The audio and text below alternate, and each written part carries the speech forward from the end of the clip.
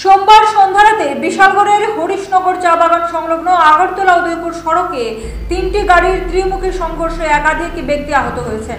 সংঘর্ষে জড়িয়ে পড়ে একটি যাত্রীবাহী বাস, একটি মাল বোঝাই লরি এবং একটি মারুতি গাড়ি।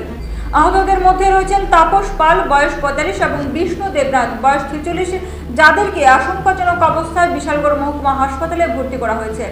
প্রত্যক্ষদর্শী ও স্থানীয় সূত্রে জানা যায়, TR01M1528 নম্বরের একটি লরি আগরতলা থেকে মাল বোঝাই করে বিশালগড়ের দিকে আসছিল। হরিশনগর চা বাগান সংলগ্ন জায়গায় ভগ্নদশায় পরিণত রাস্তায় লরিটি নিয়ন্ত্রণ হারিয়ে TR01AG0545 নম্বরের একটি মারুতি গাড়ির উপর উল্টে যায়। ওই সময় বিপরীত দিক থেকে আসা TR081214 নম্বরের একটি যাত্রীবাহী বাস লরির সঙ্গে ধাক্কা খায়। বিকট শব্দে এলাকা কেঁপে ওঠে। স্থানীয়রা দ্রুত ঘটনাস্থলে ছুটে এসে আহতদের উদ্ধারের উদ্যোগী হন এবং খবর দেন অগ্নি নির্বাপক দপ্তরে। বিশালগড় অগ্নি নির্বাপক দপ্তরের কর্মীরা দ্রুত ঘটনাস্থলে পৌঁছে আহতদের উদ্ধার করে হাসপাতালে নিয়ে যান। দুর্ঘটনার জেরে উভয় দিকে দীর্ঘ যানজট তৈরি হয়, যার ফলে সাধারণ মানুষ ও নিত্যযাত্রীরা মারাত্মক ভোগান্তির শিকার হন। ঘটনার পর এলাকার চরম উত্তেজনা ছড়িয়ে পড়ে এবং প্রশাসনের ভূমিকাও নিয়ে প্রশ্ন উঠছে।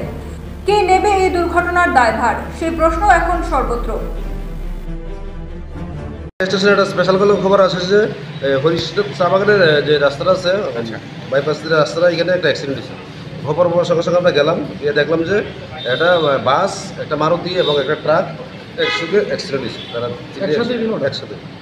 তো আমরা এখানে ইনজুর্ড পার্সন পাইছি দুইজন, তাপস পাল বয়স 45 এবং বিষ্ণু দেবনাথ বয়স 40। ওদেরকে আমরা বিশালগড় সাব হসপিটালে বসে দিচ্ছি।